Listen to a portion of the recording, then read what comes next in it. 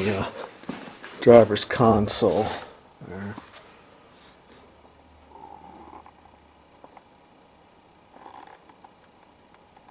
The console. Though, one other thing I didn't like with Bullet, it's not a big deal, but I wish the rider's console had a glove box. I mean, it'd just be a nice storage, and they just put the handle over there for your partner to hang on to. But I always did wish it had a glove box like in some boats. And I'll just film the motor one more time.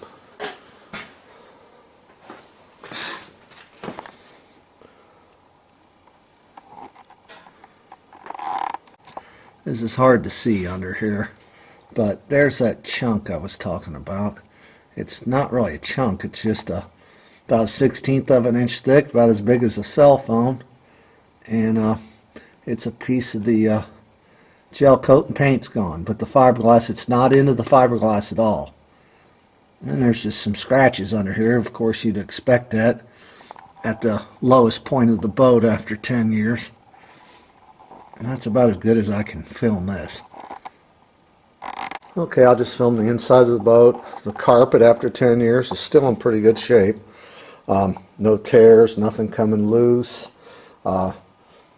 It's real tight, small knit carpet, so it never did stick up very much. But good about not getting hooks in it. It's got two very large rod lockers. They're so big you can actually get down inside of them. There's the one. We usually carry our rods in one and our tackle boxes in the other, but that's the passenger side one. Then the middle, the step here, it's a large storage compartment too, which, let me shine a light up in there. Not much though, but you can actually put rods in there too. The driver's side rod box, same deal. And after 10 years, it still seals up, nice and flat, locks. I mean, I've been real happy. The hinges, all the hardware, everything stayed tight.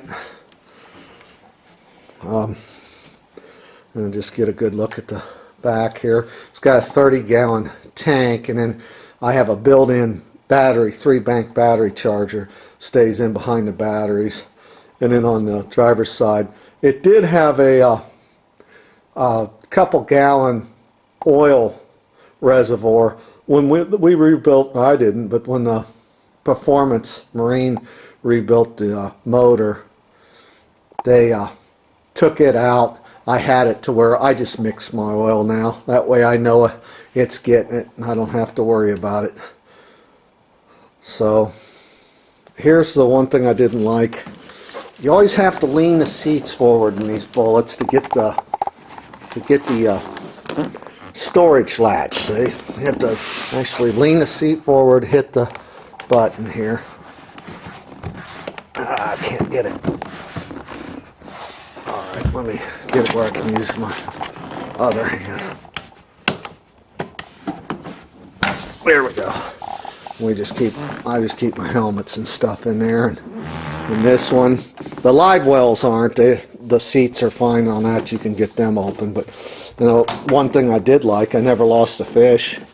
This live well's probably 40 or 50 gallons of water, and it's divided, so there's never been a problem with that. I just keep some RV antifreeze in the bottom during the winter, so I don't have to worry about any of my plumbing cracking.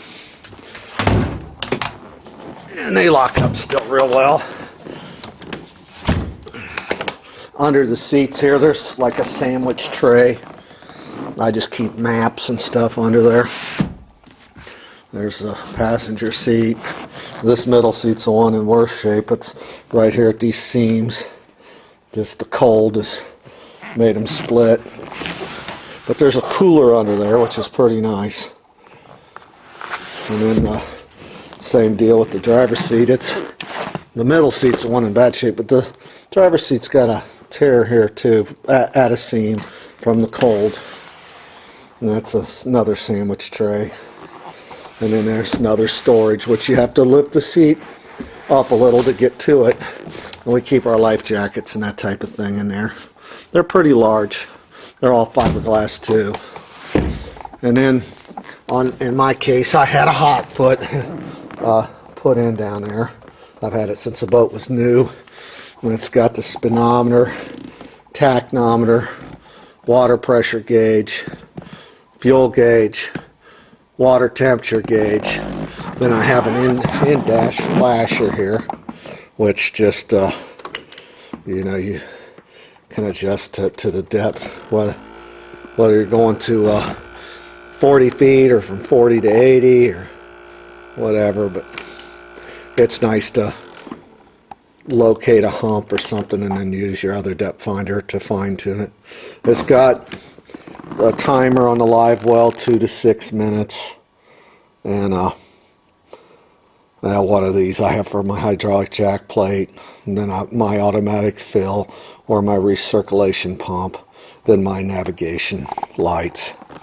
And really that's pretty much it. That covers the boat. It does have a 30-gallon fuel tank, and I have a cover which I have a tear in the back of it, but it still works pretty well and tightens up nice on the boat.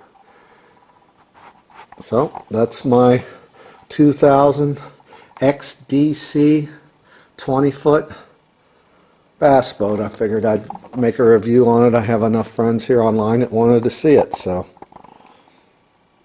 I would definitely, my favorite boats are Bullet, Allison, and Norriscraft because they're hand-laid hulls and they're built one at a time.